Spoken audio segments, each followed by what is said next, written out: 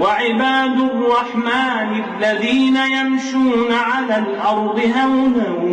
وإذا خاطبهم الجاهلون قالوا سلاما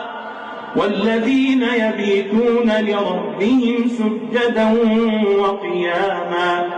والذين يقولون ربنا اصرف عنا عذاب جهنم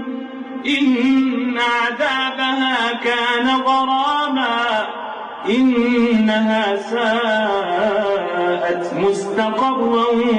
ومقاما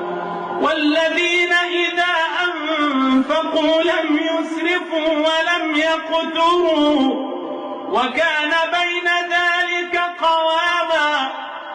والذين لا يدعون مع الله إلها آخر ولا يقتلون النفس التي حرم الله إلا بالحق ولا يزنون ومن يفعل ذلك يلقى أثاما يضاعف له العذاب يوم القيامة ويخلد فيه مهانا إلا من تاب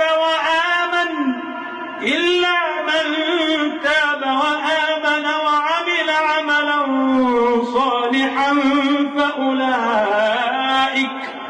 فأولئك يبدل الله سيئاتهم حسنات وكان الله غفورا رحيما ومن تاب وعمل صالحا فإنه يتوب إلى الله متابا